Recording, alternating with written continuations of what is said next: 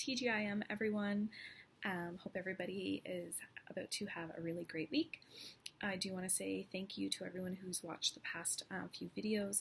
Teen Talks is really spreading a positive message, I feel, or that's the feedback that I've been getting. A lot of random outside people have been reaching out to me, and that's been really awesome. That's the whole point of these videos, is to spread positive messages for teenagers.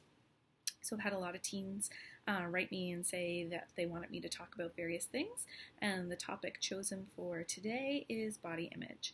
And once I decided that body image was the topic I was going to choose, I reached out and had a whole group of teenagers respond with what they thought needed to be discussed in this topic. And the number one thing that was coming at me from, guys and girls 13, 14, 15, 16 years old was the influence of social media.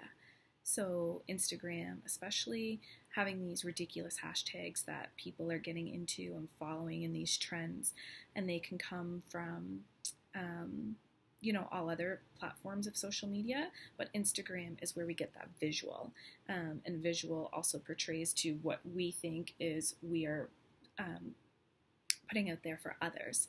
So when it comes to body image, these ridiculous hashtags and trends such as the thigh gap, so where girls feel like they're expected to have these really teeny tiny thin legs, and if they don't have that gap between their thighs, then they're eating too much or they're not going to be attractive, and it just really starts to lower their self-esteem.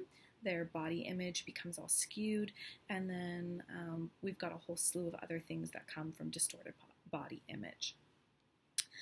So having said that, when it comes to how teens are being affected, social media is a huge factor, and I don't know how we can really start to cut that off, or how to help with that area of their life. So I think what my suggestion is, and this is just my opinion, everything that I state is my opinion, is that we need to start in the physical. So those of you that have teenagers in your life, whether it's a teen yourself and you've got friends or brothers and sisters, if you're an older sibling with a teenager, if you are a parent, a teacher, or some sort of coach or role model, whatever it might be, I have homework for you this week, and it is to really start to pay attention to your wording around teenagers.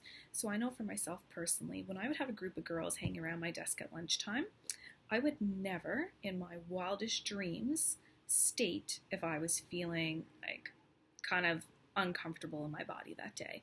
If I was having, a day where I felt overweight and just my pants were feeling tight, or I felt I left the house and don't have makeup on, I don't feel like me, I would never state that in front of those girls, ever. Because what happens is, if I'm their role model and they're hearing me say negative things about myself in regards to my body image, what's that doing for them? So in days like that, when I felt that way, those were things I knew that I needed to work on, but didn't need to be vocalized in front of others. So as mothers and fathers and aunts and uncles, siblings, whatever your influence might be to a teenager, what I would like you to try and do is monitor the amount of times that you criticize yourself. So I've been around so many women that say things like, oh, I need to lose weight, or I look gross, or, I wish I was blonde, or I wish I was taller. All of those sorts of things, they get ingrained in a teenager's brain, so we really need to begin to start to watch how our conversation is. When you role model, that's the best experience for a teenager, but it has to be positive. So I didn't really realize how influential my eating habits were until a student went into the grade level the next year and wrote an essay for her teacher about how she thought I was a positive role model, and in the things that she stated, it was always eating healthy. So I tried really hard to maintain a very positive, healthy diet eating in front of the students. So, whether that was carrot sticks, salads, fruits, vegetables, those sorts of things, I was modeling what it means to eat healthy, and not because I wanted to physically look a certain way. I would talk to them about the actual nutritional benefits. So role modeling that I want to eat great healthy food for how I feel on the inside, for health, not for how I physically appear to you.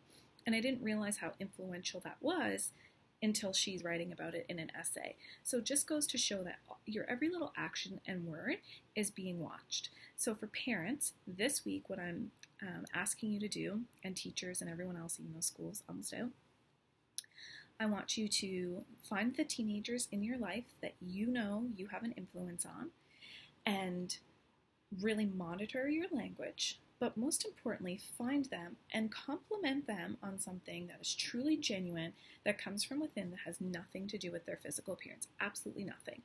So you can comment on their intellectual ability, their spirituality, their mental, emotional greatness, their personality, their sense of humor, anything that is not the physical.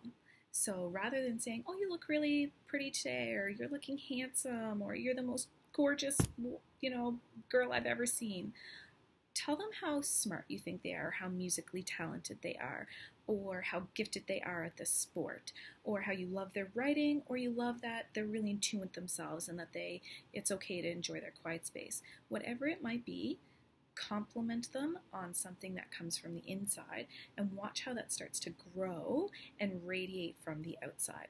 So if we can start to role model one-on-one to teenagers, maybe they'll see that these people that are on social media, it's not even actually real.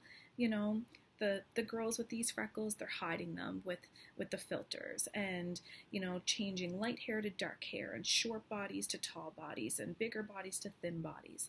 So let's just really show them what real human beings have to offer one another. So go find your son or daughter, or your brother or sister, or your student, or the athlete on your team, or whomever it might be, and go compliment them on something that comes from the inside. And then share this video around so that others start to do it as well.